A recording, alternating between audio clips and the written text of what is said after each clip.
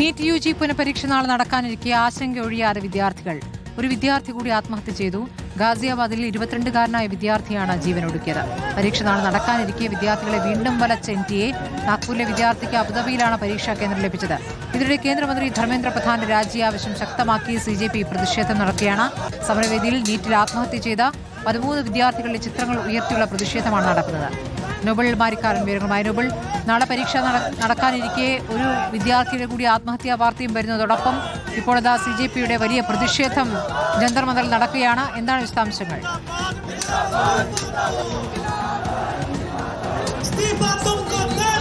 ഇനി മണിക്കൂറുകൾ മാത്രമാണ് ബാക്കിയുള്ളത്. അതിനിടയിൽ 22-കാരനാണ് ഗാസിപ്പൂരിൽ ആത്മഹത്യ ചെയ്തിരിക്കുന്നത്. വലിയ സമ്മർദ്ദത്തിന് പിന്നാലെയാണ് ആത്മഹത്യ എന്ന് അറിയാൻ കഴിയുന്നു. മൊത്തം 37 ദിവസം കൊണ്ട് 13 പേർ ഇപ്പോൾ ആത്മഹത്യ ചെയ്തിരിക്കുന്നു എന്ന വിവരമാണ് നമുക്ക് ലഭിക്കുകയും ചെയ്യുന്നത്.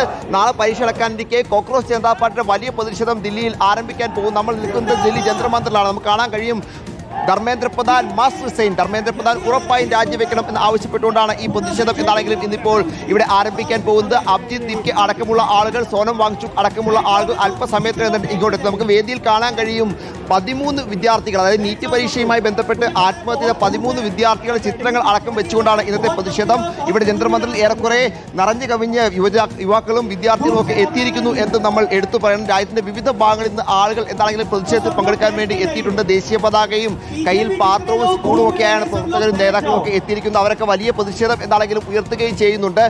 അല്പസമയത്ത് തന്നെ അഭിജിത്ത് ദീപ്കെ എത്തുന്നതിന് പിന്നാലെ പ്രതിഷേധം ആരംഭിക്കുകയും ചെയ്യും. അതേസമയം നാളെ ഇപ്പോൾ പരീക്ഷ നടക്കാൻ ഇരിക്കെ ചില വിദ്യാർത്ഥികൾക്ക് അവരുടെ ഹോൾ ടിക്കറ്റുമായി ബന്ധപ്പെട്ട ആശങ്കകൾ ഉണ്ട് എന്നാണ് പ്രധാനപ്പെട്ട കാര്യം. നാഗ്പൂരിലെ ഒരു വിദ്യാർത്ഥിക്ക് അബുദാബിയിലാണ് ഇപ്പോൾ സെന്റർ ലഭിച്ചിരിക്കുന്നത്. വലിയ വിവാദം ആയതിനു പിന്നാലെ 4 മണിയോടെ ഹോൾ ടിക്കറ്റ് മാറ്റി നൽകും എന്നാണ് NTA അധികൃതർ അറിയിക്കുകയും ചെയ്യുന്നത്. മോക്ക് ഡ്രിൽ അടക്കം വിവിധ സ്കൂളിൽ നടക്കുകയും ചെയ്തിട്ട് വലിയ സുരക്ഷയിലാണ് നാളെ പരീക്ഷ നടക്കാൻ പോകുന്നത്.